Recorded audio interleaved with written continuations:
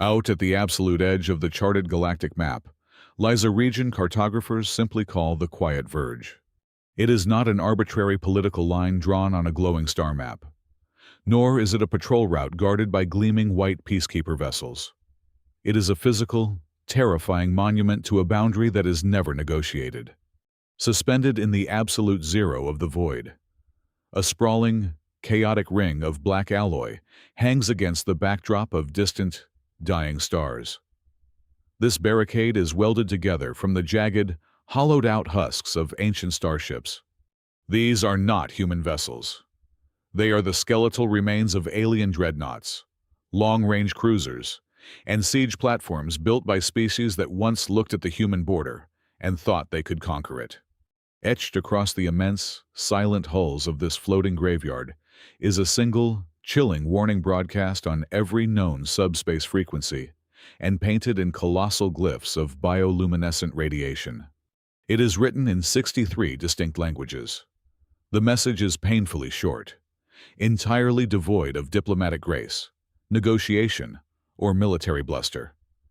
No one enters human space uninvited. Turn back. The true, creeping horror of the Quiet Verge does not lie in the bluntness of those words, nor in the arrogant scale of the barricade. It lies in a simple, haunting historical fact that every alien intelligence officer is taught on their first day of border assignment. 12 of those 63 languages belong to civilizations that no longer exist anywhere in the known universe. The warning is not a threat. It is a tombstone. Alden Strake watched the telemetry streams cascade down his primary monitor in the dim light of Overwatch Station. As the warden of the Quiet Verge, his daily routine consisted mostly of staring into the abyss and ensuring the abyss stayed exactly where it was. Alden was not a decorated admiral, nor was he a hero of some loud, explosive galactic war. He lacked the stiff, aggressive posture of a career soldier. In a past life, Alden had been an orbital rescue architect. He was the man who had designed the logistical frameworks that pulled desperate miners out of collapsing asteroid colonies and routed atmospheric evacuation shuttles through burning skies when entire planetary crusts shattered. He understood the mathematics of survival, the flow of panicked crowds, and the architecture of disaster far better than he understood the mathematics of destruction. Now, he guarded humanity's most notorious border with a quiet, impenetrable calmness that deeply unnerved his military peers. He sat back in his worn leather command chair, a mug of cold synthetic coffee resting on the console, his eyes scanning the endless dark with the patience of a glacier. It started as a whisper in the data.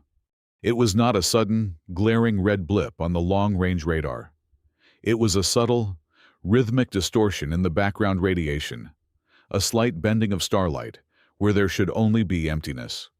Alden leaned forward, his large, calloused hands tapping a rapid sequence on his console to isolate the anomaly.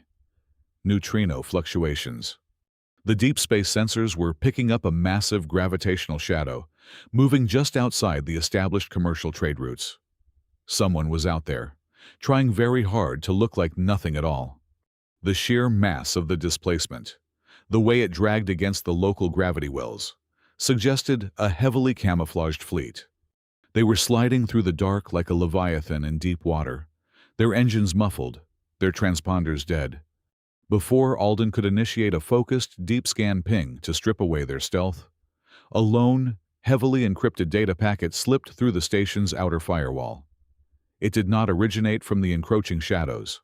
It came from a strange, unregistered relay far across the alien border, bouncing off dead moons to mask its origin. The encryption was old, a cascading cipher of a type Alden had not seen in over a decade. It took his dedicated decrypt core nearly 4 minutes to unravel the math. When the text finally resolved on his secondary screen, it consisted of just 2 sentences. If they enter, they are not looking for land. They are looking for the Cinder Array. Alden stared at the glowing green letters, the glow reflected in his dark, tired eyes. The Cinder Array. It was a myth to most of the galaxy, a ghost story told in alien cantinas to frighten aggressive empires and keep ambitious warlords awake at night. But Alden was an architect. He knew the blueprints of ghosts. He knew exactly what was buried in the dead systems behind him. A typical military commander, faced with an invisible armada creeping toward their border, would have slammed their fist onto the emergency alert button. They would have sounded the klaxons, summoned the vanguard, flared their fusion engines, and illuminated the void with the blinding, defiant light of a mobilized fleet. Alden did nothing of the sort. He did not reach for the weapons control interface. With the practiced, methodical precision of a man who once orchestrated the evacuation of dying planets, Alden opened the civilian registry matrix. He did not sound a single public siren. Instead, he initiated a silent shadow protocol he had designed himself. Across the outer settlements of the Verge, an invisible tide of logistics began to roll. Orbital schools received silent lockdown and relocation orders, their docking clamps releasing without a sound. Massive, zero-gravity medical stations detached their moorings, extinguished their exterior running lights, and drifted into pre-calculated stealth trajectories behind asteroid belts. Agricultural hubs and deep space mining outposts simply vanished from the interstellar traffic grid. The synchronization was breathtaking.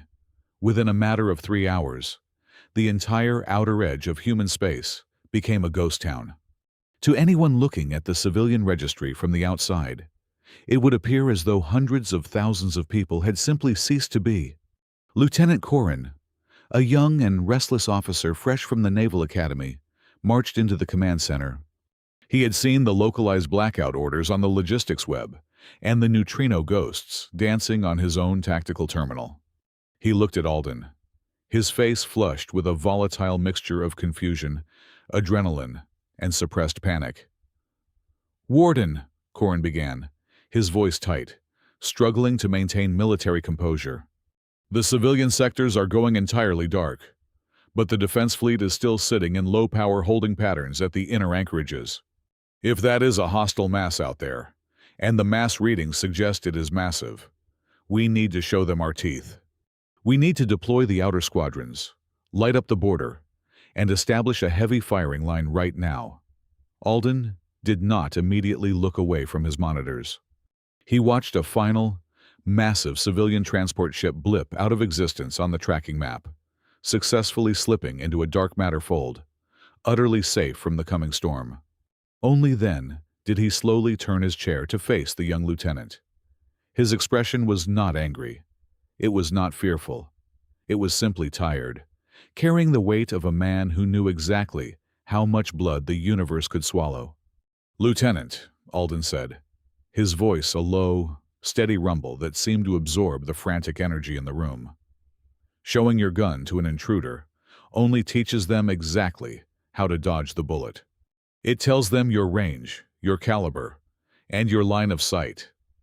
Alden turned back to the dark screen. "We do not posture for our enemies. We prepare the space they are about to step into." Corrin opened his mouth to argue, perhaps to cite some archaic academy manual on the doctrines of border deterrence. But the words died in his throat. A deep, resonant hum vibrated through the heavy deck plating of Overwatch Station. It was a profound, bone-rattling sound they had only ever read about in the oldest historical logs. On the main panoramic view screen, the massive, floating graveyard of the warning belt shifted, along the jagged, broken spines of the dead alien dreadnoughts. A sprawling network of ancient containment nodes flared to life.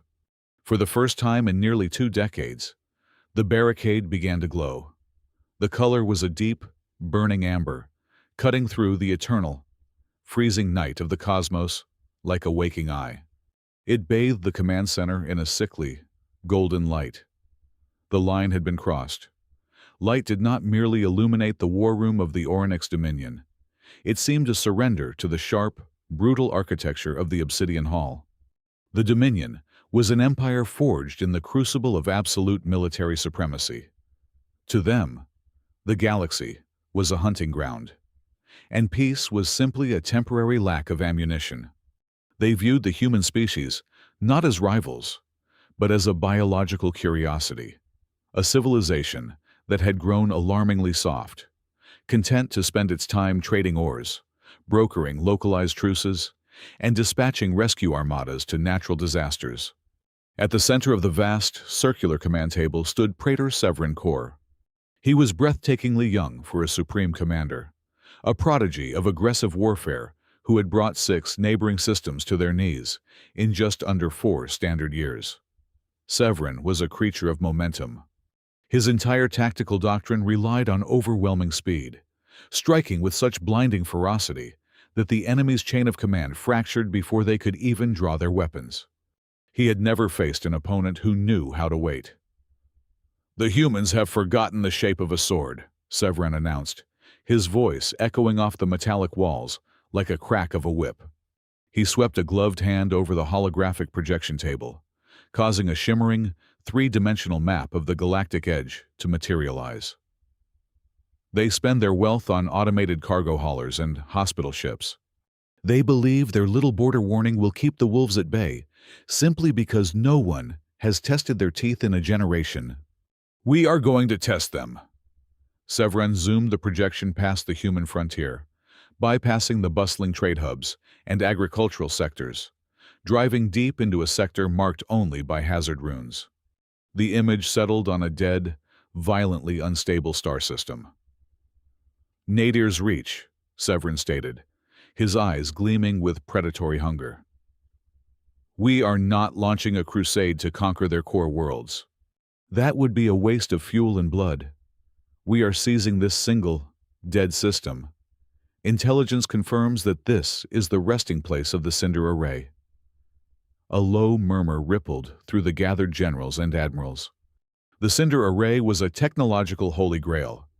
It was a theoretical megastructure capable of bending interstellar slipstreams, allowing a fleet to bypass established cosmic geography entirely. With it, the Dominion could project absolute power anywhere in the galaxy instantaneously.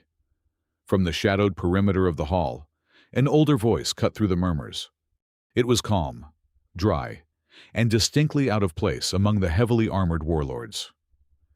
"With respect, Praetor, you are misreading the architecture of human psychology." Talon stepped forward. As a senior scholar analyst of the Dominion's intelligence caste, he wore plain, dark robes rather than armor. Talon did not look at the glowing map of the prize. He looked at the cold, hard data scrolling on his personal slate. "Speak your piece, scholar," Severin commanded, his tone dripping with condescension. "But make it brief." "You view their border warning as a bluff," Talon began, pacing slowly around the edge of the holographic projection. "You see 63 languages carved into dead ships, and you assume it is theatrical intimidation. I have spent the last 2 decades analyzing human conflict resolution.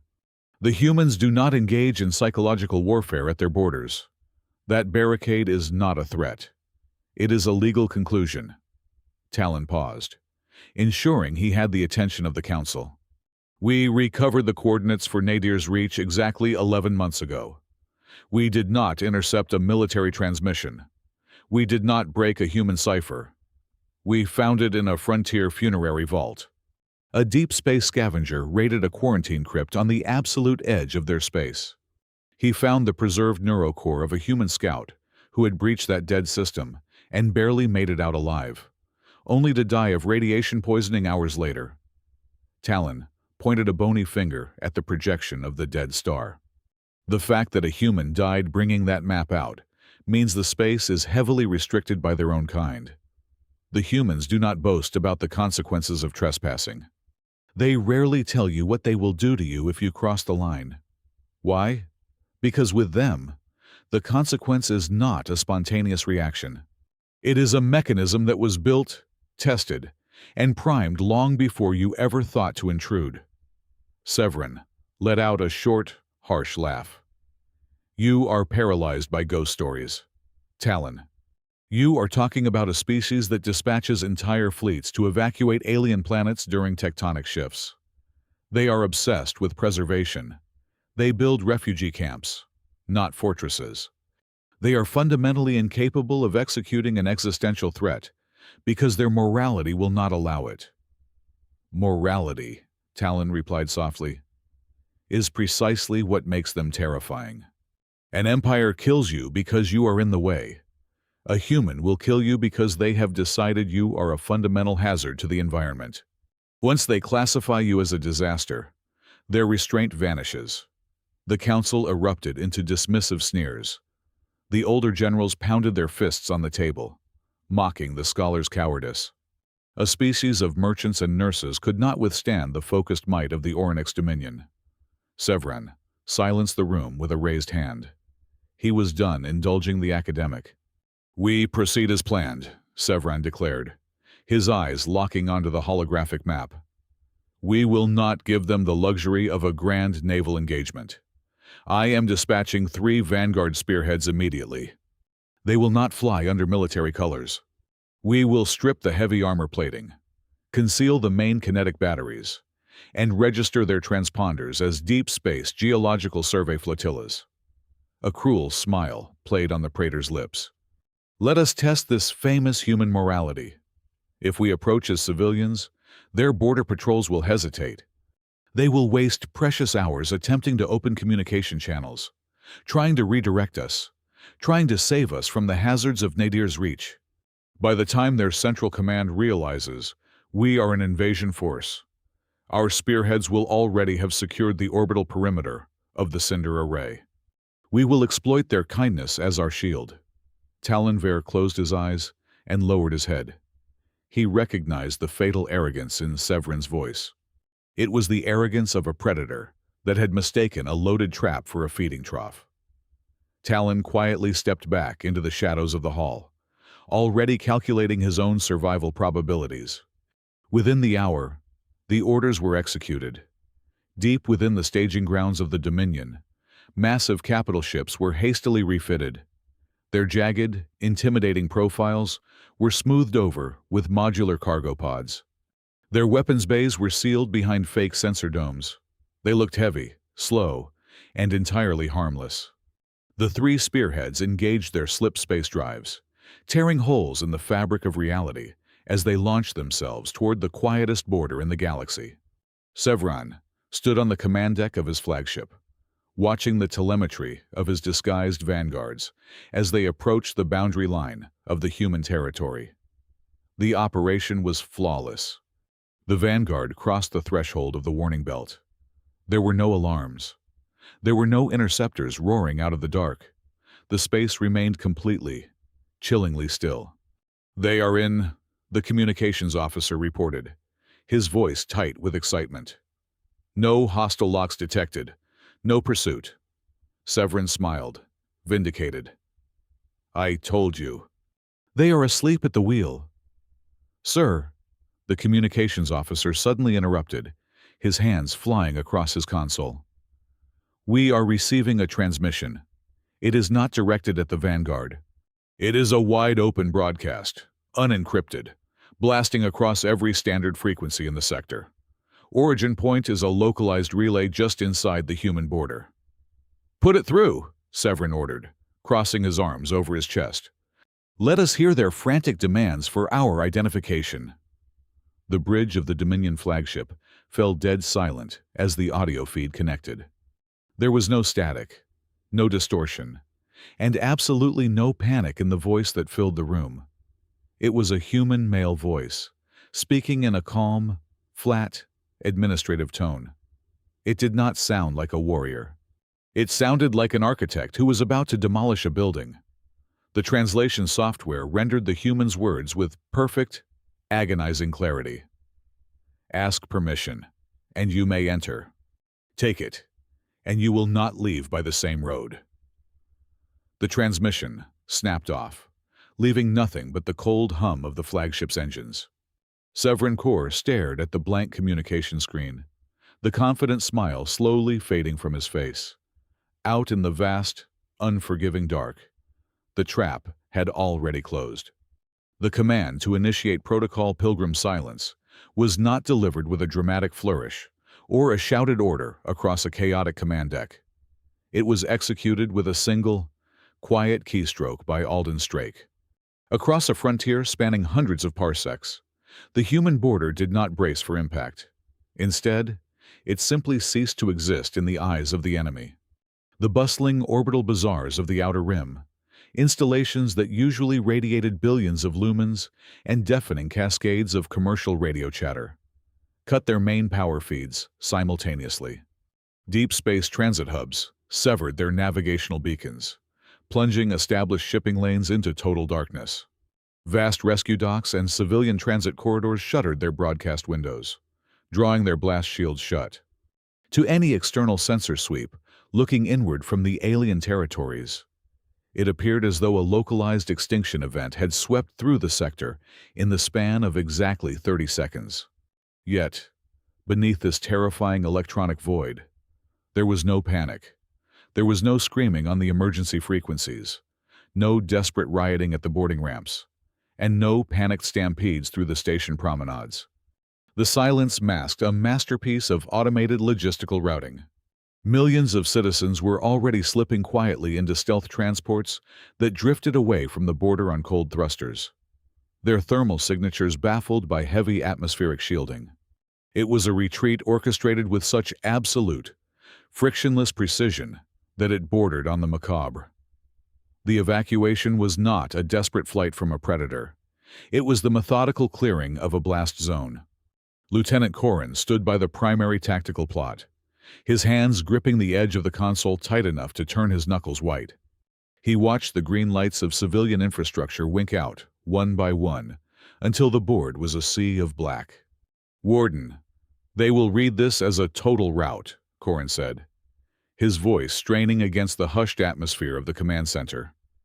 "If we leave the gates wide open and the rooms empty, they will assume we are terrified. We are handing them the outer perimeter without firing a single kinetic slug or launching a single torpedo. If you want to hold the line, we have to show them the fleet." Alden did not look at the young officer. His eyes remained fixed on the darkened map. His mind drifted back 12 years to the Mercury burn. It had been a localized stellar collapse that ignited the upper atmosphere of 3 densely populated colony worlds simultaneously. The military admiralty of that era had tried to fight the disaster with rigid blockades and strictly enforced evacuation queues, attempting to impose martial law on a cosmic catastrophe. The result had been catastrophic choke points, logistical gridlock, and millions of unnecessary casualties. Alden, a junior architect at the time, had forcibly overridden the naval command matrix. He had rewritten the entire traffic control network on the fly, decentralizing the escape routes. He learned his defining lesson in the ashes of those 3 worlds. The greatest survival architecture is one that functions perfectly, even when the architect is completely invisible. You do not survive a flood by building a rigid, unyielding wall and standing on top of it to claim glory. You dig deep, unseen channels to route the kinetic energy exactly where you want it to go.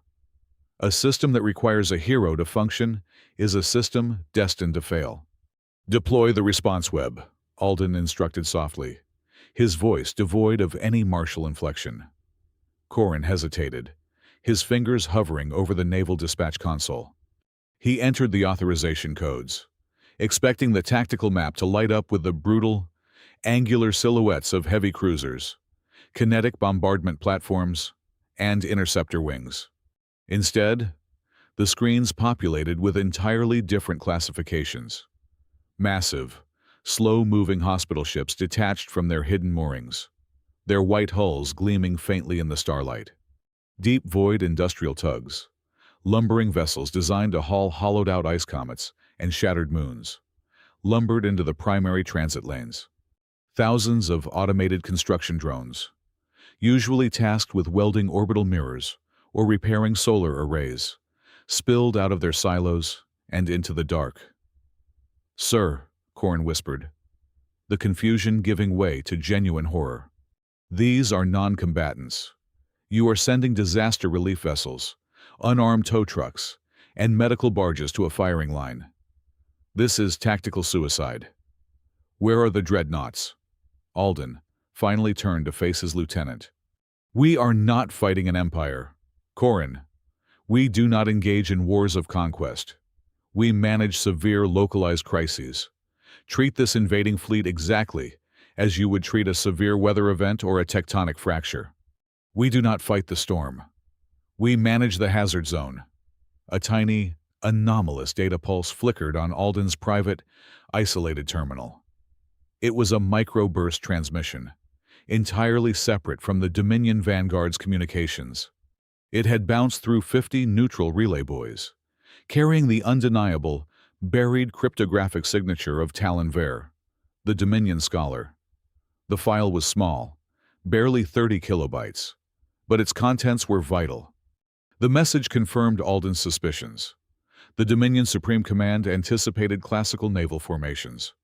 Their entire doctrine was primed for broadside engagements, static choke point defense, and glorious capital ship duels. Talon warned that if humanity provided them with a traditional front line, the Dominion commanders would read the pattern, adapt their overwhelming firepower, and crush the defenders within hours. Alden purged the message from his system instantly. He had no intention of giving the invaders a front line. Humanity would not fight like an old-world military empire obsessed with holding territory. They would fight like a civilization that had spent the last century saving vulnerable people from collapsing stars and rogue planetoids. They would take the enemy's aggressive chaos and process it through a weaponized structure. Far out on the edge of the quiet space, the Dominion Vanguard slipped into the gravity well of Bastion Vale. Operating under the guise of civilian geological survey ships, the three heavily modified cruisers drifted toward the premier border settlement. Bastion Vale was a massive, spinning cylinder of steel, glass, and agricultural domes, 20 miles long, designed to house nearly 2 million residents. The Dominion Vanguard commanders held their breath, their shock troops fully armored and waiting in the drop bays. They anticipated the inevitable hail of defensive proximity fire, the screech of interceptor alarms, and the desperate scramble of human militia. Absolutely nothing happened. The assault shuttles detached from the cruisers and breached the main airlocks of the station without a single alarm sounding. Heavily armed Dominion shock troops spilled out into the grand, sweeping promenades of the settlement, their plasma rifles raised, their visual sensors darting into every shadow, hunting for an ambush. Instead of a battlefield, they found a flawlessly preserved ghost ship.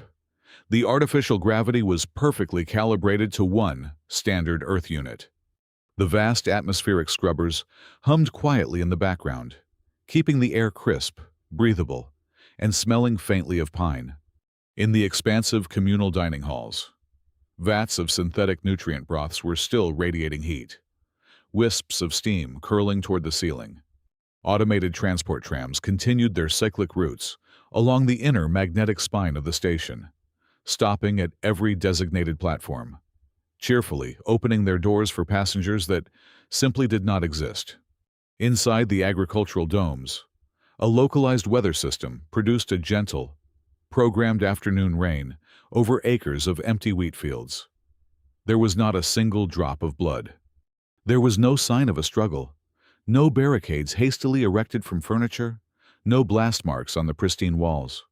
It was an absence so profound, so meticulously organized, that it bypassed military logic and struck directly at primal fear. The Dominion soldiers tightened their grips on their weapons, their disciplined formations beginning to unravel as they cleared room after empty room. This was not a panicked retreat. This was an amputation, performed with surgical precision while the patient was fully awake. The commander of the Vanguard squad stood in the center of the main transit hub, his heavy boots echoing on the polished floor. He raised his wrist communicator to report these deeply unsettling findings to Praetor Severin. Before the commander could speak a single syllable, a synchronized, perfectly pitched chime echoed through the vast, empty corridors of Bastion Vale. Every single public display screen, every transit schedule monitor, and every towering holographic billboard in the entire settlement shifted simultaneously. Their idle advertisements and scenic vistas vanished, replaced instantly by a stark, absolute black background. Crisp, white text materialized across tens of thousands of screens at the exact same fraction of a second. The message was not translated into the Dominion tongue. It was written in the universal, cold language of human mathematics and intent. Courtesy has ended. Geometry has not. The massive, woven iridium banner of the Onyx Dominion slammed into the polished floor of the Bastion Vale central atrium. Praetor Severin Corps stood before the captured holographic terminal, watching his soldiers secure the completely deserted human settlement. There had been no ambush, no desperate last stand, and no traps triggered within the station itself. The artificial wind from the agricultural domes ruffled his heavy cloak. To Severin, this profound emptiness was the ultimate confirmation of his doctrine. The humans were terrified. They had fled at the mere shadow of the Dominion vanguard. He keyed a secure tachyon burst back to the central command of the Onyx core worlds. He dictated the message with supreme confidence. He declared that the outer system had fallen without a single casualty, that the human frontier was a hollow shell, and that victory was not merely assured, but already absolute. Yet, out in the void beyond the station, the geometry of the battle space was beginning to shift. Dominion sensor officers aboard the flagship detected faint, erratic energy signatures bleeding from the dense orbital belts surrounding the settlement. These belts were mapped as standard agricultural zones, vast fields of iron-rich asteroids used by humans to anchor massive, automated aeroponic farms. The telemetry indicated several small, sublight thruster flares darting deep into the rocky maze. To the aggressive mindset of the Dominion, these were clearly fleeing stragglers, perhaps high-value targets attempting to slip away in the confusion. Severin did not hesitate. He ordered 5 swift scout corvettes to break formation and hunt them down. He wanted prisoners to interrogate. The sleek, heavily armed corvettes accelerated, plunging into the dense asteroid field. The telemetry data streamed back to the flagship in crisp, uninterrupted lines. The pursuit lasted for exactly 4 minutes. Then, abruptly, the lead corvette simply vanished from the tactical plot. There was no localized thermal bloom indicative of a plasma detonation. There was no kinetic impact alert. There was no frantic distress beacon screaming across the open channels. The ship experienced a sudden, absolute cessation of existence. 30 seconds later, the second corvette disappeared in the exact same manner. Then the third. The remaining 2 commanders panicked, slamming their ships into emergency reverse, their engines burning white-hot to escape the invisible undertow. It did not matter. They blinked out of reality, leaving behind nothing but the cold dust of the asteroid field. Confusion rippled through the Dominion command deck. The science officers frantically parsed the environmental data, trying to comprehend what kind of weapon could erase 5 military vessels without generating a single spark of heat. The terrifying truth slowly materialized on their screens. The human agricultural asteroid farms were not merely floating rocks. Embedded deep within their metallic cores were colossal, automated mass tethering arrays. In peacetime, these tethers were designed to catch and gently redirect rogue comets or stabilize shifting mineral deposits. But the humans had quietly removed the safety limiters. When a Dominion ship fired its combat thrusters or attempted to spool up a faster-than-light drive within proximity of these tethers, the automated systems reacted to the massive energy spike. They violently warped the local gravitational constant. The resulting shear force grabbed the navigational vector of the ship and forcefully bent it. The Dominion scouts had not been destroyed by cannon fire. Their spatial exit points had been redirected, throwing them into isolated, dead-end pockets of absolute vacuum, millions of miles off course. They were buried alive in folded space. Severin gripped the edge of the holotable, his knuckles stark white. He refused to acknowledge this as a symptom of a grand, overarching defensive doctrine. His pride would not allow it. "It is a localized navigational hazard," Severin barked, his voice cutting through the rising panic on the bridge. "A coward's trap left behind by fleeing miners. They hope to bleed us with the terrain because they cannot face us in the open. We will not let parlor tricks stall our momentum. Tell engineering to recalibrate the slip drives, to ignore localized gravity shear. We push forward to Nadir's reach immediately, before they can reorganize." Before the communications officer could relay the order, the flagship's primary military-grade firewall was breached. It was not a violent cyber attack designed to cripple their systems. It was a single, low-bandwidth channel that slipped through their defenses with humiliating ease, forcing itself onto the main viewing screen. The image flickered, resolving into a stark, unglamorous visual feed. It did not show a heavily armored admiral standing on the bridge of a dreadnought. It showed Alden Strake. Alden was sitting in the cramped, purely utilitarian cabin of a border customs cutter. The vessel was so laughably small, it did not even possess a registered kinetic deflector, let alone a weapons battery. He wore a plain, dark uniform devoid of medals or rank insignia. He looked incredibly tired. His posture slumped slightly against the worn backing of his chair. When he spoke, he did not sound like a warrior declaring a blood feud. He sounded like a mundane administrative clerk, notifying a civilian of a severe procedural error. "Attention Oronix Vanguard," Alden said, his voice mild and impeccably polite. "You have entered a restricted spatial hazard zone without proper navigational clearance. If you wish to depart without further incident, you may still do so. However, you must perfectly reverse your exact entry vector down to the decimal. Any deviation from your original path will result in immediate structural displacement. Please comply." Severin let out a harsh, grating laugh. He glanced at his chief engineer, who gave a firm nod, confirming that the drive recalibrations were complete and the spatial interference could be bypassed. "You send a toll collector to threaten the Dominion?" Severin mocked, stepping closer to the screen.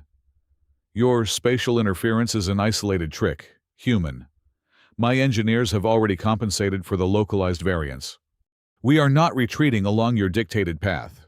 We are going to take your dead star, and then we will crush the rest of your quiet little empire." Alden's expression did not change. He did not bristle at the insult. He simply looked at the Dominion commander with a profound, heavy exhaustion. The look of a man who had seen this exact mistake made far too many times by far too many dead men. "You are confusing a door with a wall," Alden replied quietly. "We do not build walls. We close doors." The visual feed cut cleanly, leaving the screen completely black. Furious at the quiet dismissal, Severin decided to instantly prove the human threat was entirely hollow. He ordered the captain of a heavy frigate on their left flank to execute a short tactical jump back toward the borderline, utilizing the newly recalibrated drives. "Show this clerk that space belongs to us," Severin ordered. The heavy frigate powered its main drives. The spatial tear manifested before its bow, a swirling vortex of exotic energy. The massive ship slid forward, slipping smoothly into the faster-than-light stream. Less than 10 seconds later, proximity alarms shrieked across the Dominion flagship. The frigate did not reach the border. It violently dropped back into normal space, a mere 3 light minutes away from the flagship's port side. The optical sensors instantly zoomed in on the returned vessel, displaying the image on the main screen. The bridge crew fell dead silent. The frigate was completely dark. There were no scorch marks from plasma fire scoring its hull. There were no jagged, explosive breaches from kinetic torpedoes. Instead, the entire aft section of the ship, the heavily armored housing containing the slipspace core and the primary thruster banks, was simply gone. It looked as though a massive, invisible blade had sheared the vessel cleanly in two with surgical precision. Furthermore, the telemetry scrolling rapidly down the side of the screen confirmed an even more terrifying reality. The surviving forward half of the ship had suffered a catastrophic data purge. Its navigational memory banks were entirely wiped, erased down to the root code.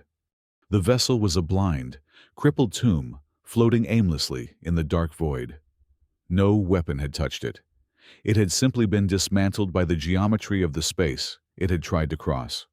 Severin stared at the ruined half of his ship, the cold realization finally piercing through his arrogant certainty. They had captured the system, but they could not leave. Genuine panic is a rare contagion within the rigidly disciplined ranks of the Oryx Dominion, but it began to spread through their command structure like a localized virus. The navigational officers aboard the flagship stared at their holographic star charts in absolute disbelief. The space around them was no longer obeying the fundamental laws of astrophysics. Gravity wells shifted without warning, pulling heavy cruisers off their vectors. Constellations viewed through the optical sensors seemed to smear and refract, rendering celestial navigation entirely useless. The environment itself had become actively, intelligently hostile. Aboard the tiny, unarmored human customs cutter, Alden Strake watched the chaotic, spiraling flight paths of the enemy vanguard on his tactical monitor. Lieutenant Corrin stood behind him, equally mesmerized by the absolute dismantling of the alien formation. "Look at their exhaust vectors, Corrin," Alden instructed, his voice a low, steady hum over the ambient noise of the cabin. "Every time they fire an unauthorized thruster, every time they attempt a hard burn to correct their drift, they are feeding us their operational rhythm." "Feeding what, Warden?" Corrin asked, leaning closer to the screen. "The Ariadne lattice," Alden replied. "It is not a localized weapon, and it is not a wall. It is an automated, decentralized diagnostic web woven into the cometary ice, the ancient wrecks, the communication relays, and every abandoned civilian structure in this sector. It was originally engineered to track and predict the chaotic spread of high-velocity debris from shattered moons. Right now, it is reading the Dominion fleet. It is learning the thermal cycles of their engines, the response time of their automated evasive routines, and the blind spots in their sensor arrays. It knows where they are going to turn before their helmsmen even touch the controls." The initial phase of the human counterattack did not feature a single kinetic slug or plasma torpedo. Alden had no intention of engaging in a glorious naval exchange. He intended to strip the enemy of their ability to participate in the battle entirely. The Dominion commanders suddenly found themselves fighting their own ships.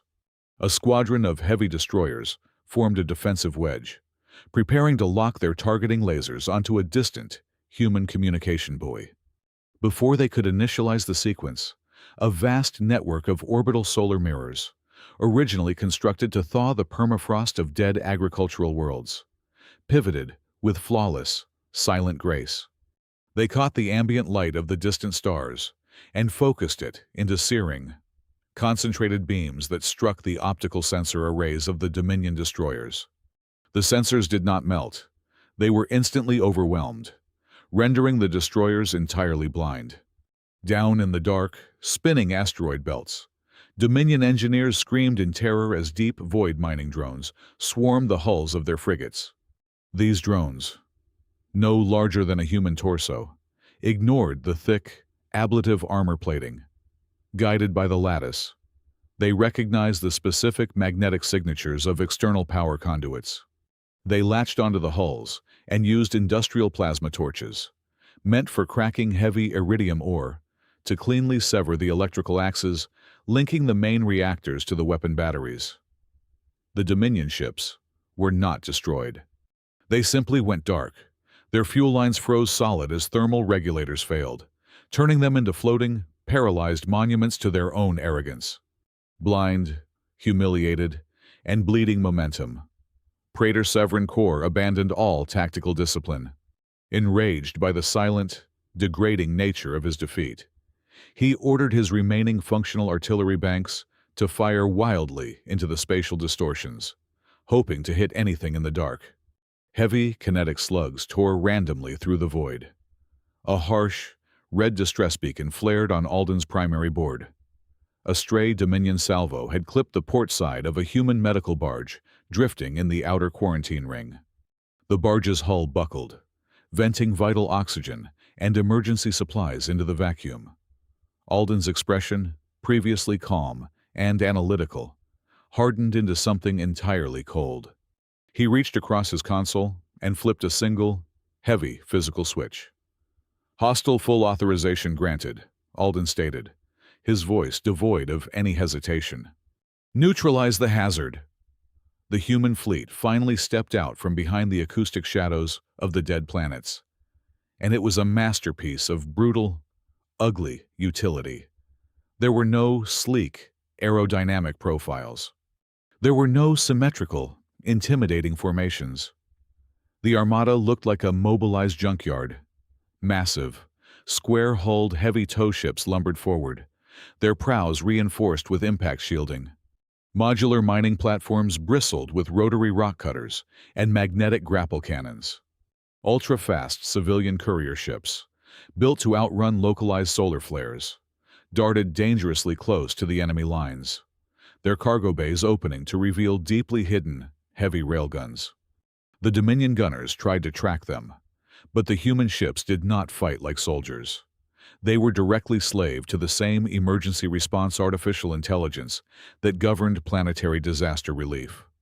To the AI, the Dominion fleet was not an enemy formation. It was a spreading, multi-point fire. The human vessels moved with terrifying, localized adaptability. They did not form defensive walls or execute standard flanking maneuvers. They swarmed. They isolated individual Dominion cruisers, suffocating their firing arcs by dumping massive payloads of highly expansive thermal foam, a substance originally used for sealing breached bulkheads in collapsing mines. The foam hardened instantly upon contact with the Dominion hulls, jamming their turret rotations and blinding their physical viewports. The Dominion tactical computers could not predict the human movements because there was no military doctrine to read. It was pure, highly evolved crisis management applied to warfare. Aboard the crippled Dominion flagship, scholar Talon slipped through the chaotic, sparking corridors. He had tapped into the central command data feed, desperately searching for a secure channel to broadcast an unconditional surrender before his entire species was erased. Instead, what he found in the transmission logs froze his blood. Traitor Severin was not transmitting the truth back to the Orynyx core worlds. The casualty reports and tactical assessments were entirely fabricated. The young commander was reporting heavy, glorious resistance. He was claiming that he had successfully pinned the elusive human fleet at Nadir's reach and required immediate, overwhelming reinforcement to secure the final victory. Severin was actively baiting the primary Dominion armada, a force exponentially larger than the Vanguard, directly into the jaws of the trap. Talon downloaded the raw, unedited telemetry into a secure physical drive. He knew his empire would be annihilated if they committed the main fleet to this slaughterhouse. He reached the secondary hangar deck, bypassing the panicked security details, and commandeered a heavily damaged scout courier.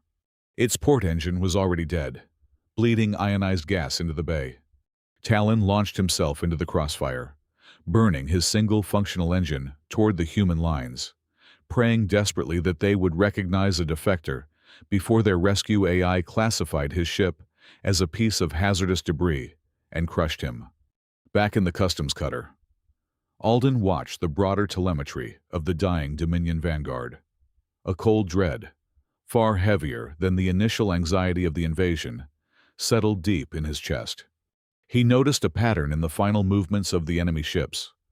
The remaining Dominion cruisers were no longer trying to shoot back. They were no longer trying to retreat or evade the tow ships. They were intentionally driving themselves into the most dangerous, highly concentrated pockets of the spatial folds.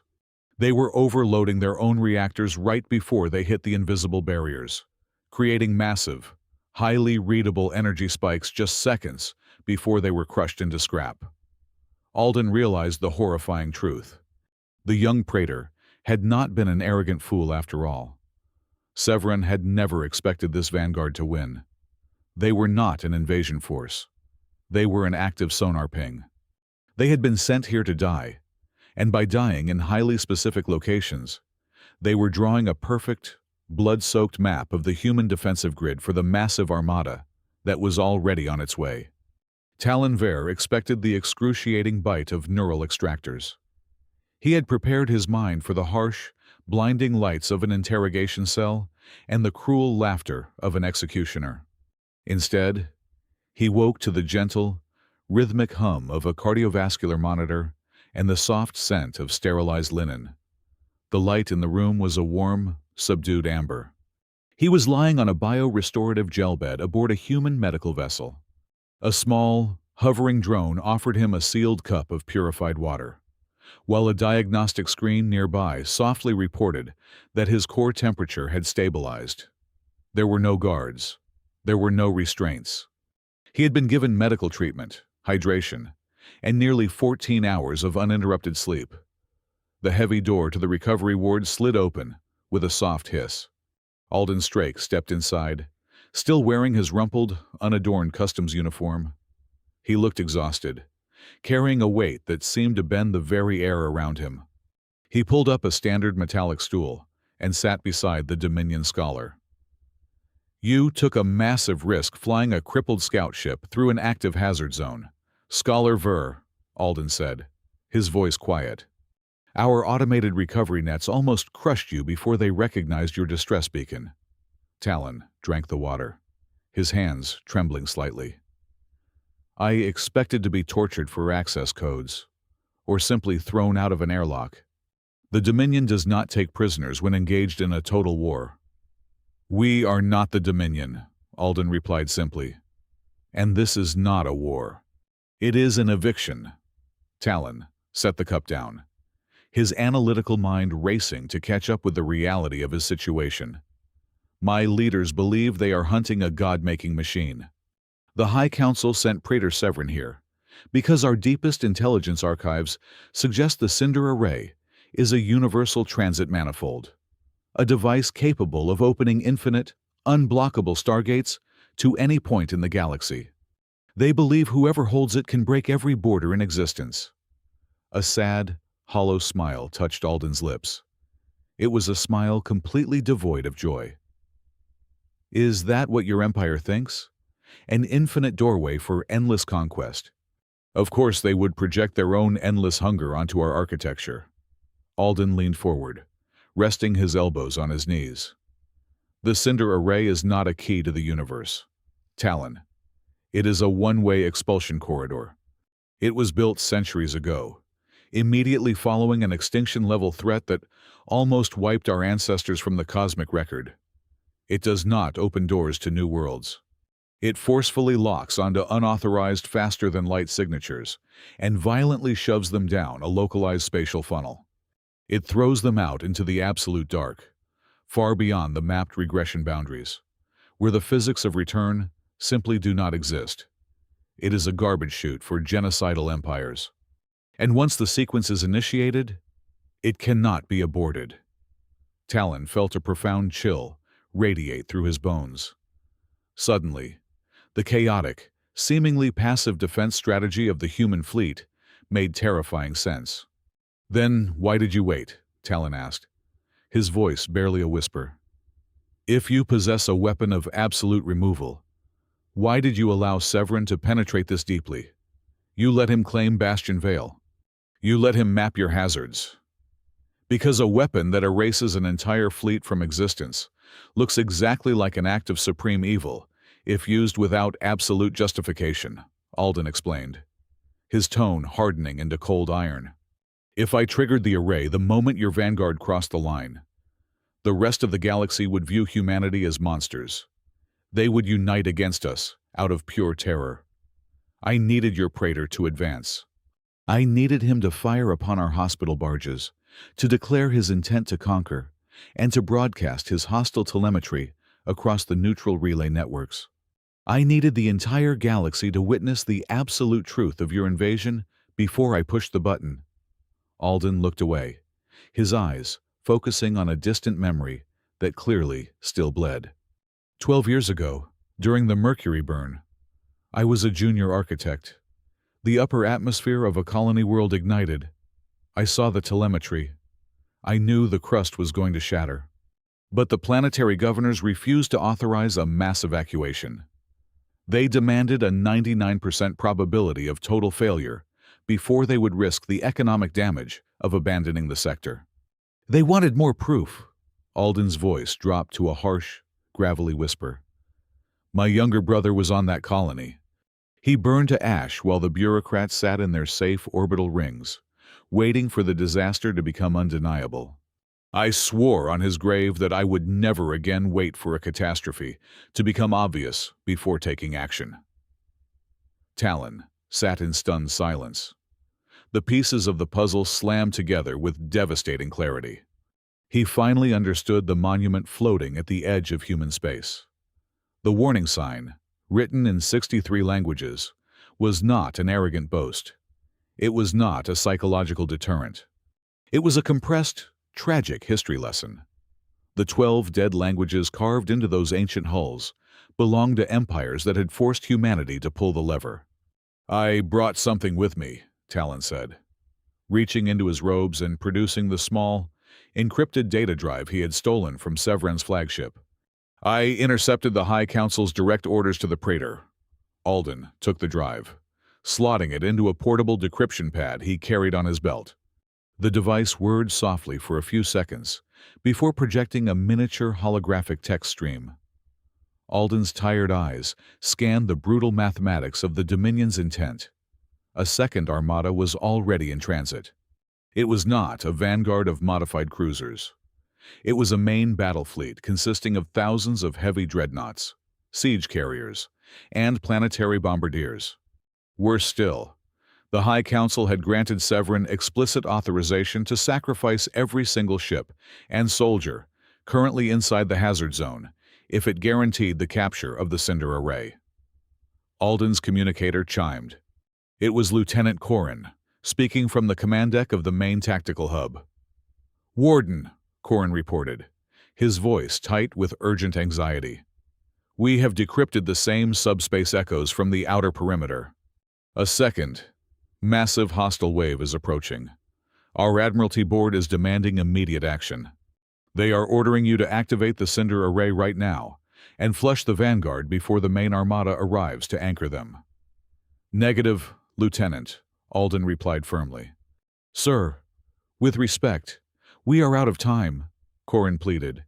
If we do not flush them now, the combined mass of the Second Fleet will overwhelm the lattice. I said negative, Alden repeated, his voice echoing with absolute authority. Look at the telemetry.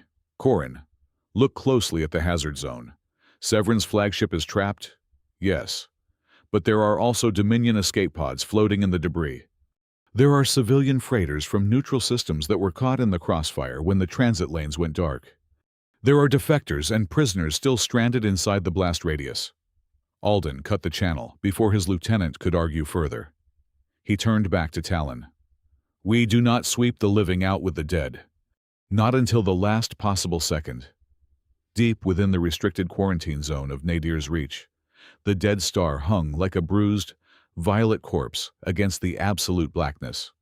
Encircling the dying sun was a colossal, geometric ring composed of dark matter alloys and forgotten technology. For centuries, it had remained dormant, a silent guardian slumbering in the cold.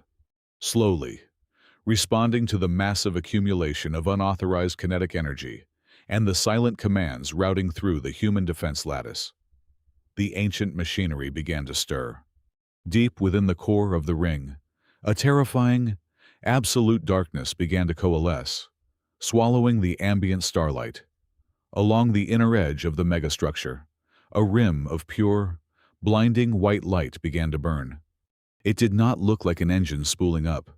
It looked exactly like a colossal, merciless black eye, finally opening to look upon the trespassers. The conflict that erupted across the quiet verge did not resemble any historical engagement recorded in the vast military archives of the Orynyx Dominion. It was an absolute, blinding chaos, yet entirely devoid of standard naval maneuvers. The Dominion commanders, trained to read flanking lines, wedge formations, and artillery barrages, found themselves utterly disoriented. The human fleet simply refused to fight like an army. Instead, they moved with the frantic, highly coordinated urgency of rescue workers desperately trying to contain a multi-point industrial disaster.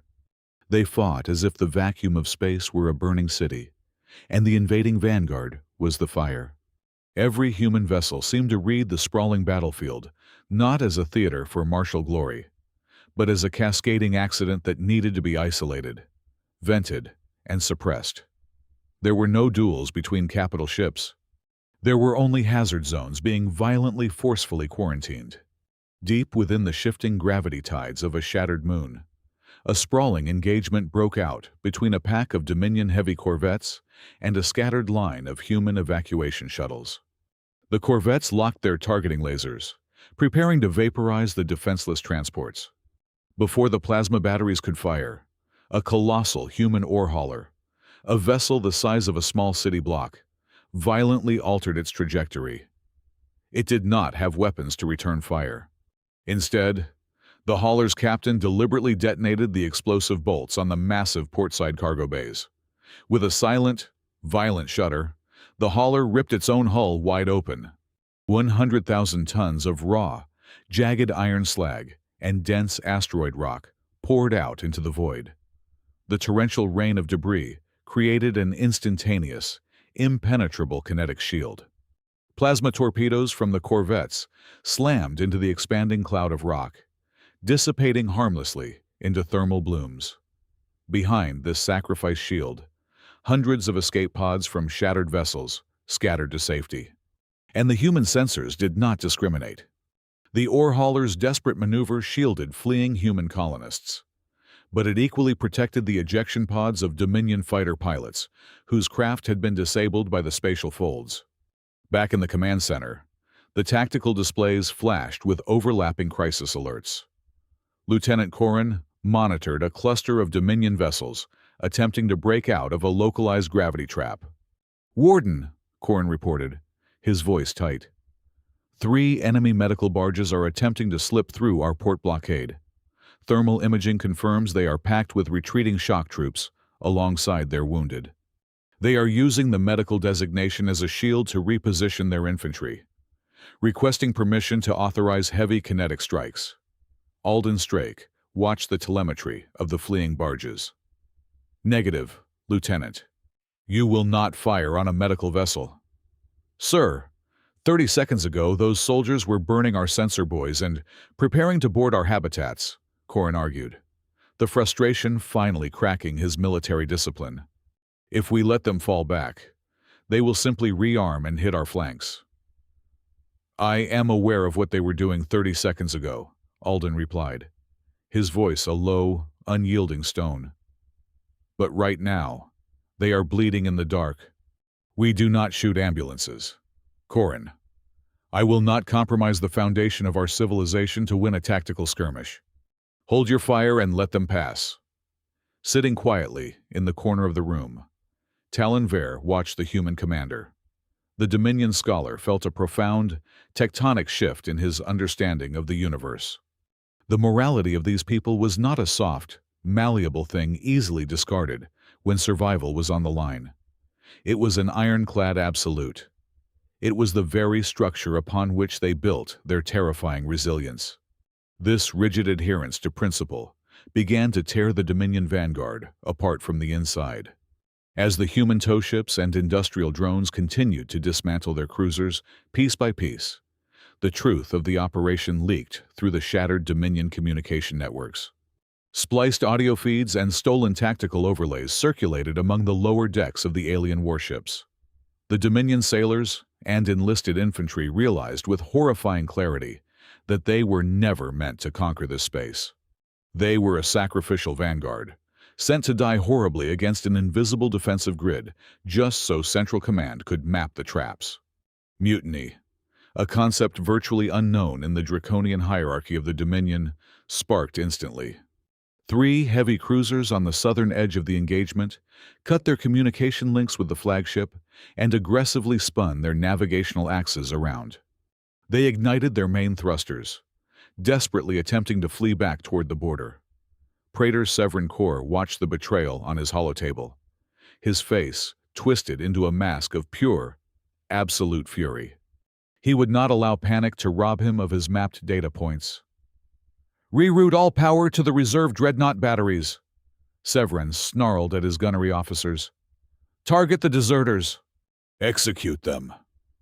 The massive, spinal-mounted plasma cannons of the Dominion dreadnoughts swiveled, locking onto their own retreating ships. In a display of staggering brutality, the heavy artillery tore through the void and struck the mutinous cruisers squarely in their engine blocks. The three ships detonated instantly, their hulls shattering into thousands of burning fragments, vaporizing tens of thousands of their own crewmen in a fraction of a second. Alden witnessed the fratricide on his monitors. The sheer, calculated cruelty of the act solidified his final decision. The quiet defense was no longer enough. The shadow war had to become a blinding light. With a rapid sequence of keystrokes, Alden overrode the localized encryption protocols. He opened a massive, unshielded broadcast channel, transmitting simultaneously on every single military, civilian, and emergency frequency across the entire sector. "Attention Oronix Vanguard!" Alden's voice echoed through the bridge of every surviving ship, human and alien alike. "This is Warden Strake. I am now transmitting the exact navigational coordinates of all 5 active civilian evacuation corridors. These lanes are currently packed with unarmed colony transports, hospital ships, and refugee shuttles." A stream of bright blue navigational data flooded the tactical maps of both fleets, clearly highlighting the vulnerable arteries of the human retreat. "You won a victory," Alden continued, his tone a flat, chilling challenge. "You want to break us. There is your target. Come and take it. But know this, you will have to look us in the eye while you do it." It was a direct, undeniable moral dare. Alden had removed the stealth, taking the ultimate risk to force the enemy into a visible, physical confrontation. If Severin wanted to win, he would have to publicly, undeniably order the slaughter of millions of non-combatants in front of the entire galaxy. The human fleet responded to the broadcast without waiting for orders. Deep space tugs, their hulls scarred from plasma fire, abandoned their defensive positions and rushed to form physical barricades around the blue transit lines. Heavy mining barges positioned themselves like massive, iron shields between the Dominion artillery and the fragile colony ships. The defense of the corridors transformed the engagement from a display of terrifying, automated systems into a brutal testament to the true price of human principles. Ships died to hold the line. The captain of the heavy salvage vessel, Dauntless, deliberately rammed a Dominion torpedo frigate that had managed to slip past the main blockade, sacrificing his ship and his entire crew to prevent a volley from striking a convoy of school ships. The communications channels filled with the chaotic, breathless voices of human captains, coordinating desperate blocks, screaming for structural foam, and reporting catastrophic hull breaches. They were bleeding, burning, and dying to keep the road open. Then, the ambient radiation counters across the entire sector spiked violently. The chaotic skirmishes around the evacuation lanes momentarily froze as a profound, localized gravitational tremor violently shook every vessel in the system. The tactical displays in Alden's command center flashed a blinding, continuous crimson. Out at the very edge of the quiet verge, where the dead alien ships hung in the eternal night, the fabric of space simply tore apart. It was not a handful of Vanguard cruisers slipping quietly through the dark. The spatial ruptures stretched for millions of miles, a cascading wall of exotic energy. The second armada of the Oronix Dominion had arrived. The tactical sensors struggled to count the mass. There were thousands of capital ships. Super dreadnoughts the size of small moons cast long, terrifying shadows across the border. Siege platforms and planetary bombardment arrays drifted out of the slipspace streams, their heavily armored hulls bristling with enough firepower to crack tectonic plates. It was a force 5 times larger than any worst-case projection the Human Intelligence Division had ever modeled. Severin Corps' brutal sacrifice had worked. The vanguard had mapped the hazards, and the Empire had answered the call. They had grown tired of localized traps, spatial tricks, and navigational warfare. The Dominion had arrived to declare that they no longer needed to outsmart the human defenses. They were simply going to crush them under the weight of absolute, insurmountable mass. The arrival of the Second Orynyx Armada did not just register on the tactical sensors. It cast a physical, gravitational shadow that made the very bulkheads of Overwatch Station groan under the sudden, localized strain. The holographic war table in the center of the command deck transformed from a map of isolated skirmishes into a terrifying, solid crimson wave. Thousands of capital ships, heavily armored siege platforms, and super dreadnoughts spilled from the slip space ruptures. The vanguard had been a scouting party. This was the hammer of an empire, fully committed and burning with the desire to crush the human frontier. Every ranking officer in the human admiralty expected Alden Strake to immediately drop the anvil. They anticipated the order to permanently seal the border, to detonate the remaining asteroid traps, and to unleash the hidden core world defensive fleets to halt the invasion at the threshold. Alden did not give the order.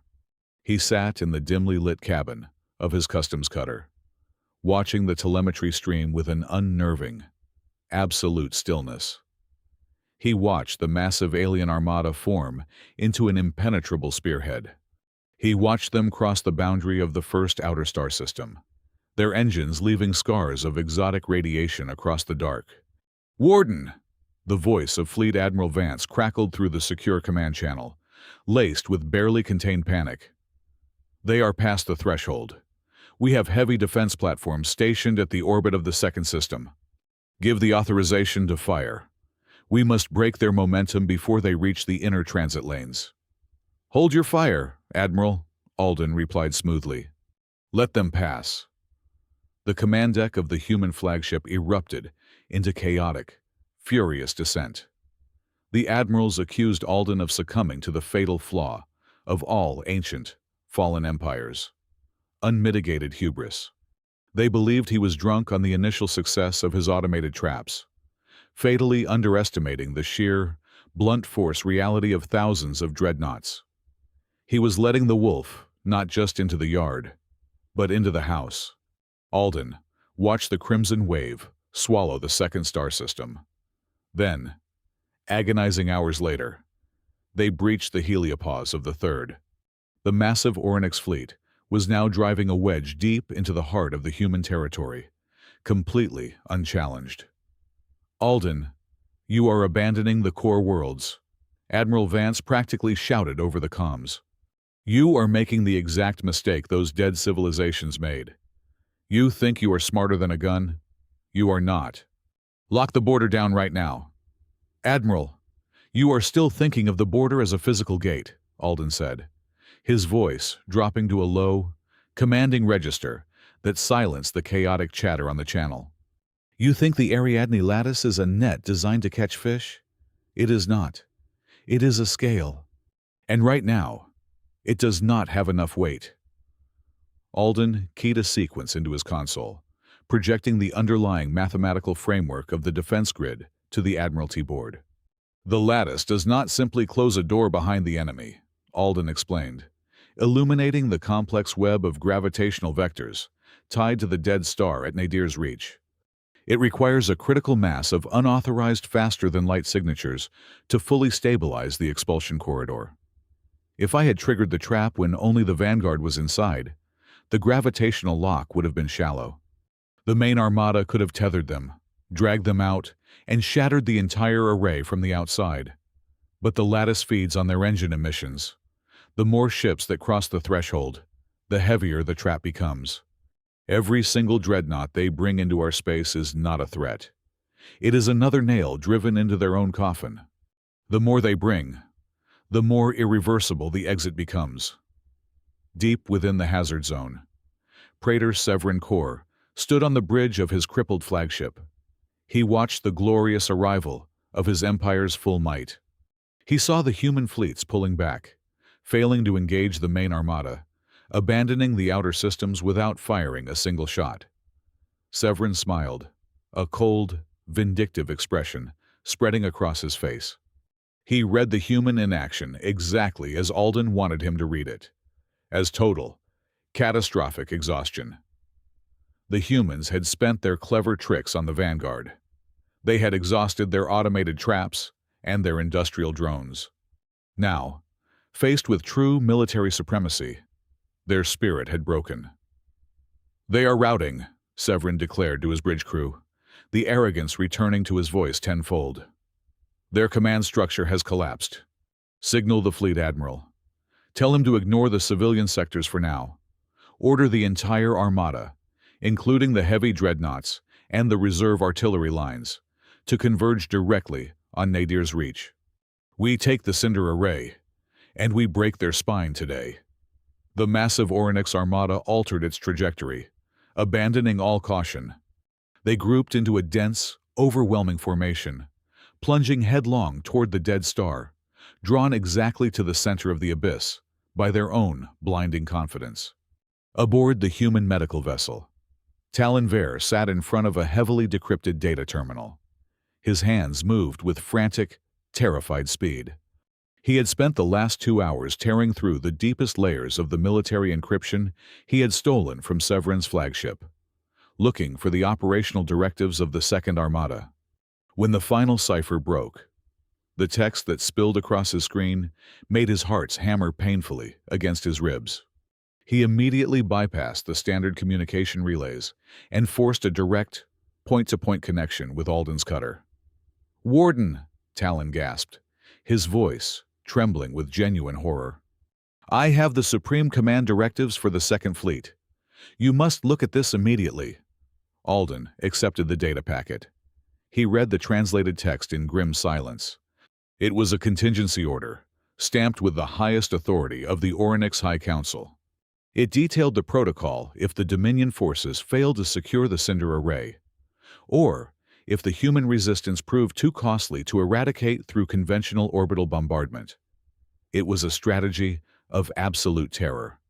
The Dominion dreadnoughts were ordered to bypass military targets entirely. They were instructed to calculate faster-than-light jump vectors directly into the physical mass of the largest human civilian habitats, agricultural cylinders, and planetary domes. They were ordered to use their capital ships as kinetic missiles, ramming the civilian populations to force an immediate, unconditional surrender through the sheer trauma of billions of casualties. Alden closed his eyes. The quiet, methodical game of attrition was over. He could no longer afford to let the lattice slowly build its mass. He could no longer rely on automated systems and localized hazard control. The Dominion was not just aiming for conquest anymore. They were aiming for a psychological slaughter. If even a handful of those heavy dreadnoughts slipped past the engagement zone and reached the inner colonies, the death toll would be unfathomable. The invisible war had to become a visible, undeniable execution before the enemy could touch a single civilian. Alden opened a unified fleet-wide channel. He did not just summon the professional military officers. He tied in every single vessel currently operating under human colors. "This is Warden Strake," Alden broadcasted, his voice echoing across the chaotic void. "To the Naval Admiralty, the heavy tow guilds, the rescue syndicates, the deep void mining crews, and the civilian transport captains. The enemy is moving to strike our homes directly. Protocol Pilgrim Silence is officially terminated." Across the sector, the scattered, bizarre collection of human ships paused. "We have spent our entire history trying to save lives by managing the environment," Alden continued, his tone carrying the heavy, undeniable weight of a final judgment. "Today, we must become the hazard. I am forming a vanguard. I do not care what uniform you wear or what your ship was built to do. If you have thrusters and a reinforced hull, form up on my coordinates. We are going to lock them at Nadir's Reach, and we are going to hold them by the throat until the array opens." The response was instantaneous and breathtaking. From every dark corner of the system, A truly unprecedented alliance emerged. Gleaming white hospital ships powered up their localized deflector shields, moving to flank battered, oil-stained mining rigs. Ultra-fast couriers fell into formation behind lumbering, heavily armored salvage barges. The pristine, angular cruisers of the core world Navy arrived, slotting in seamlessly beside retrofitted garbage haulers, armed with magnetic grapples. It was the entire spectrum of human endeavor, united not by a desire for glory, but by a terrifying, unyielding resolve to protect their own. Alden looked at the massive, mismatched fleet gathering on his tactical display, ready to hurl themselves into the fire. He gripped the communication console, delivering the final order that would shatter the quiet space forever. "All ships, set your intercept vectors for Nadir's reach," Alden commanded. "We are no longer saving space. We are saving time." Nadir's reach had become a graveyard before the first shot of the main engagement was even fired. At the center of the system hung a dying black star, a stellar corpse so dense it actively consumed the ambient light, casting the surrounding battlefield into an oppressive, bruised twilight. Encircling this cosmic drain were the towering, jagged spires of the human lattice towers, ancient and humming with restrained kinetic potential. Now, that solemn architecture was choked by the brutal, angular silhouettes of the Dominion dreadnoughts. The void was a cacophony of overlapping distress signals, a tangled web of frantic screams from shattered hulls, failing life support systems, and panicked defectors. The Cinder Array was not a weapon that could be fired from the comfortable distance of a command bunker. There was no polished red button on a remote console. The architects who built it centuries ago understood the terrifying finality of what they had created. To prevent any panicked politician or ambitious admiral from easily condemning an entire sector to oblivion, they engineered a brutal safeguard. The array could only be engaged via manual interface from the maintenance spindle, a heavily shielded core suspended directly above the event horizon of the dead star. It required a human hand to turn the key, ensuring the executioner had to look the condemned in the eye. Alden Strake left the relative safety of the tactical hub and boarded a stripped-down maintenance skiff. He was the only person alive who intimately understood the decaying, jury-rigged architecture of the spindle. As his small vessel plummeted toward the center of the maelstrom, the true scale of the moral catastrophe laid itself bare on his navigational screens. If he activated the array the moment his skiff docked, he would successfully neutralize the Dominion armada. However, the spatial undertow would not discriminate. Caught within the event radius were thousands of unintended victims. There were human prisoners of war trapped in the holds of Dominion frigates. There were entire squadrons of alien mutineers who had refused orders to fire on civilians, now floating adrift in disabled cruisers. There were neutral merchant convoys that had been swallowed by the sudden collapse of the transit lanes. Pulling the lever immediately meant securing a swift, absolute victory. But it also meant mass murder on an industrial scale. Alden refused to buy salvation with the blood of the innocent. He split the human defensive grid into two seemingly impossible directives. The heavy cruisers, reinforced by the retrofitted mining barges and salvage haulers, were ordered to form a physical wall. They had to hold off Praetor Severin's elite phalanx of dreadnoughts. Simultaneously, the smaller, faster civilian vessels, the couriers, the tugs, the medical cutters, were tasked with plunging directly into the crossfire. Their mission was to drag, push, or carry every single non-combatant across the safety threshold before the array locked onto the spatial coordinates. Aboard the Dominion Command Dreadnought, Praetor Severin watched the human formation fracture. For the first time since the campaign began, Severin understood his enemy. Alden Strake was not hesitating out of cowardice or tactical confusion. He was hesitating because his principles chained him to the weak. It was a revelation that brought a cruel, triumphant sneer to the Praetor's face. Severin immediately exploited this profound moral vulnerability. He ordered his heavily armed strike cruisers to power down their primary weapon signatures and fall into formation alongside the fleeing civilian refugee ships. He disguised his wolves as sheep, using the desperate evacuation streams as a living shield to push his warships right to the edge of the human blockade. The human sensor operators were suddenly blinded by the sheer volume of contradictory data. They could not distinguish the genuine distress beacons from the disguised Dominion warships, utilizing stolen civilian transponders. Talon watched the deception unfold from the bridge of the human medical ship. He knew exactly what Severan was doing. He also knew that if the human fleet hesitated to fire into the crowds, the dreadnoughts would break the line and butcher the core worlds. Talon reached a decision that severed his final tie to his homeland. He accessed the main human tactical network and uploaded the entire Dominion military master code. He provided humanity with the fundamental cryptographic keys to read the raw reactor signatures of his own people, stripping away the civilian disguises. By handing over these codes, Talon committed the ultimate treason. He burned his own bridge back to his species, accepting exile or execution, purely to ensure the survival of the people who had offered him a glass of water.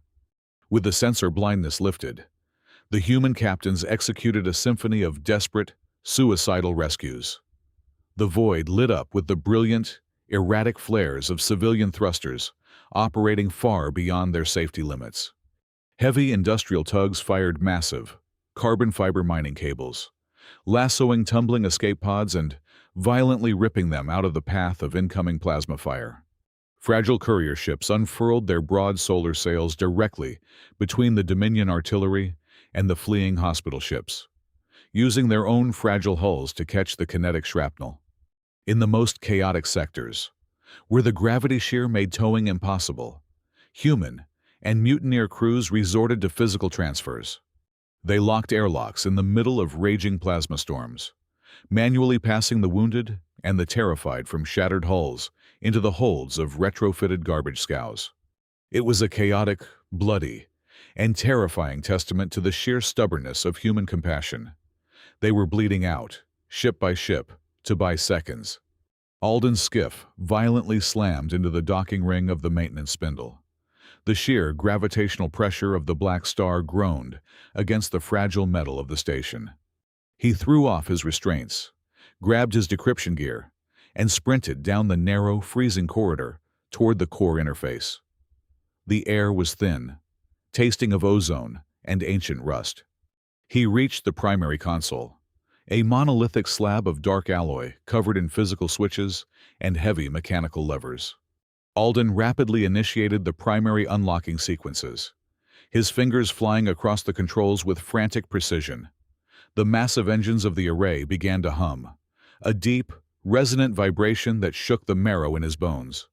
He brought the system right to the edge of ignition. Then, the final telemetry update from the tactical network synchronized with the spindle's monitors. Alden froze, the breath caught in his throat. He looked at the spatial map, and the harsh, unforgiving truth of the architecture revealed itself. The Cinder Array was completely isolated. The moment he pulled the primary lever, the spatial fold would snap shut. The corridor connecting the spindle to the safe side of the threshold would collapse instantly. By activating the weapon, he would be sealing himself on the wrong side of the door. There would be no extraction. There would be no escape. But that was not the cruelty that broke his heart. On the edge of his screen, a single, massive cluster of green icons flickered desperately just outside the safety threshold. It was a colossal, mixed convoy. It contained 3 human colony ships with failing engines, a heavily damaged Dominion frigate packed with mutineers, and 2 neutral merchant haulers dragging a tethered string of lifeboats. They were burning their thrusters to the point of catastrophic meltdown, but they were too heavy, and the gravity well was too strong. They were not going to make it across the line in time. If Alden pulled the lever right now, he would condemn tens of thousands of souls to the abyss. If he waited for them to cross, Severan's dreadnoughts, which had just shattered the final line of human tow ships, would breach the threshold and the core worlds would burn. The choice had narrowed to a single, agonizing point. The climax of the Shadow War fractured across three agonizing planes of reality simultaneously. Around the bruised, dying star of Nadir's Reach, the human blockade of retrofitted industrial vessels clashed violently against the vanguard of the Dominion's Second Armada. Beneath them, the agonizing race to drag the final, desperately heavy mixed convoy across the safety threshold burned the last reserves of civilian fuel. And high above it all, suspended in the lethal cold of the event horizon, the mechanical countdown of the Cinder Array ticked toward absolute zero. Alden Strake did not pull the lever. He looked at the screaming telemetry of that final convoy, a tethered chain of human colony ships and heavily damaged alien mutineer frigates, and made the only choice his conscience would allow. He sprinted back through the freezing corridors of the maintenance spindle, abandoning the control core. He threw himself into the pilot seat of the battered maintenance skiff, blew the docking clamps, and plunged his tiny, unarmored vessel directly into the chaotic gravity well. By leaving the spindle, Alden intentionally forfeited his single, clean window of escape. The skiff shrieked as it hit the atmospheric resistance of the dead star's outer corona. Alden fired his industrial grappling tethers, slamming heavy magnetic anchors into the hull of the lead human colony ship. He pushed the skiff's thrusters to 120% of their rated capacity. The tiny ship groaned, its frame buckling under the impossible mass of the convoy. But it slowly, agonizingly began to drag the stranded survivors, inch by inch, toward the glowing green line of the safety threshold. Seeing the human commander abandon his post, Praetor Severin Corps seized what he believed was his final, glorious opportunity. The massive Orynyx flagship broke from the main engagement line, its heavy engines flaring with blinding intensity. Severin ignored the fleeing civilians and the human blockade entirely. He ordered his helmsman to ram the maintenance spindle itself. The Praetor calculated that the human defense lattice was a rigid structure. If he could just shatter the central hub with the sheer, blunt force of a super dreadnought, the entire web would collapse, and the human frontier would be torn wide open. Severin's flagship surged forward, an unstoppable spear of dark metal. But the Praetor had fundamentally misunderstood the nature of the ships he had so thoroughly despised. The human vessels did not attempt to shoot the dreadnought down.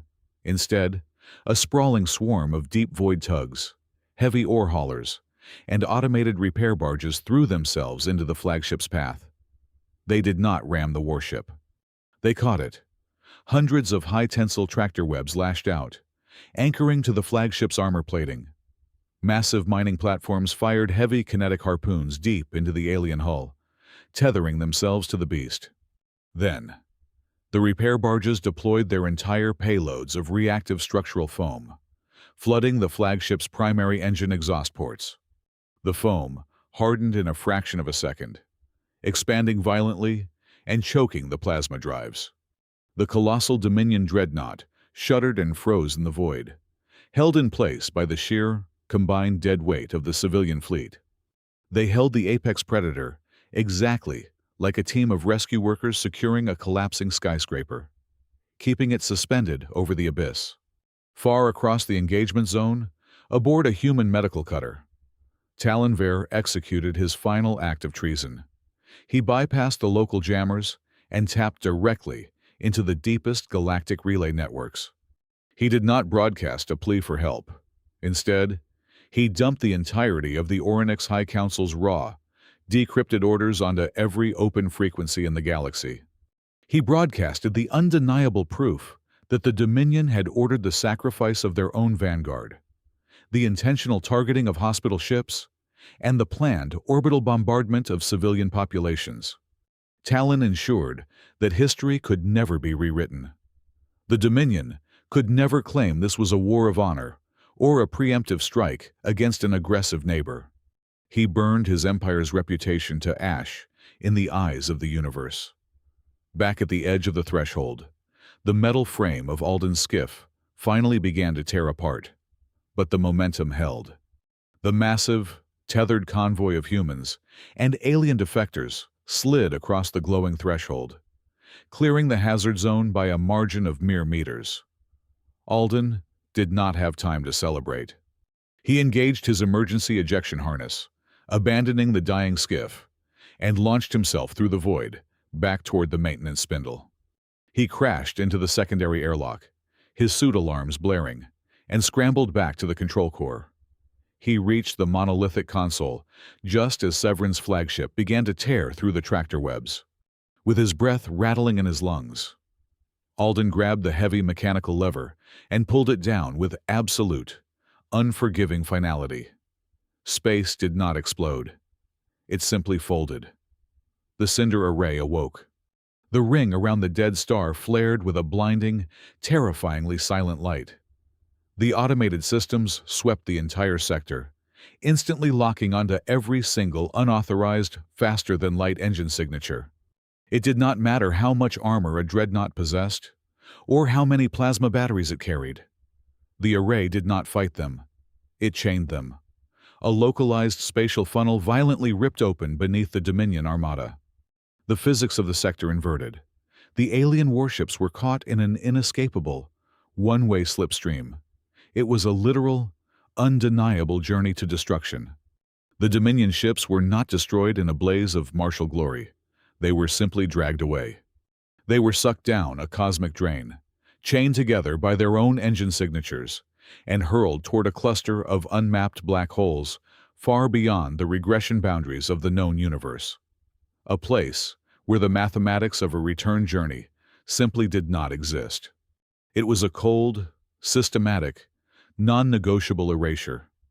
It was the exact, horrifying fate that the ancient warning sign had never needed to explain in detail. Traitor Severin's flagship was the last to be swallowed.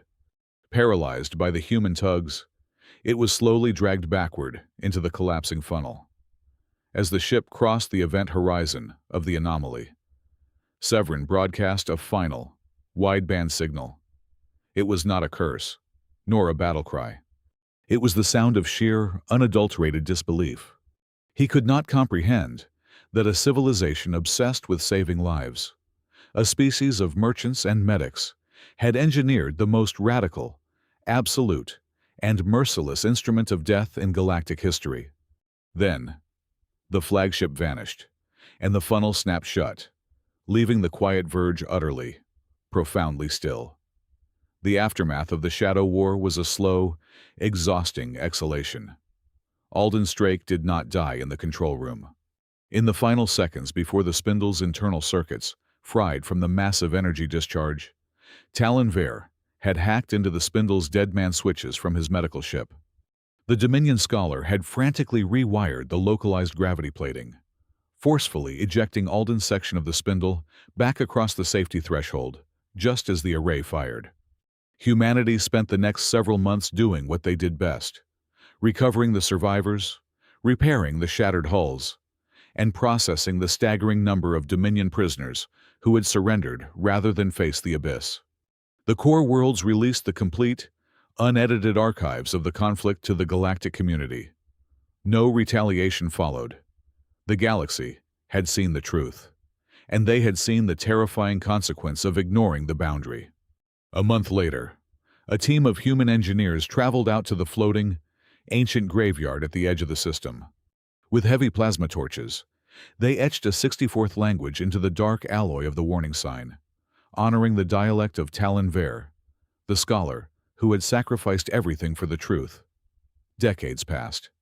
The quiet verge remained completely undisturbed, a silent monument to a line that could not be crossed. Then, one standard cycle, a small, brightly colored exploration vessel belonging to a newly spacefaring, young civilization, approached the boundary. They stopped their engines at a respectful distance. They scanned the colossal warning sign, reading the 64 languages. Instead of turning their weapons hot or attempting to cloak their approach, they simply opened a standard hailing frequency. They politely introduced themselves, stated their peaceful intentions, and formally asked for permission to enter. For the first time in nearly a century, The automated defense grid did not charge its weapons. The communication relays hummed, and the young explorers received a prompt, warm, and entirely genuine invitation from human space, accompanied by a set of safe navigational charts. It was the final, undeniable proof to the universe that humanity's terrifying border was never born of hatred or a desire for isolation. It was born of principle, and it only ever closed its doors to those who refused to knock. Thank you so much for listening to this story. Please drop a comment below and let me know where you are listening from, so we can interact and share our thoughts. And don't forget to subscribe to the Sci-Fi Stories channel, like the video, and support by hitting the hype button so this story can be heard by even more people.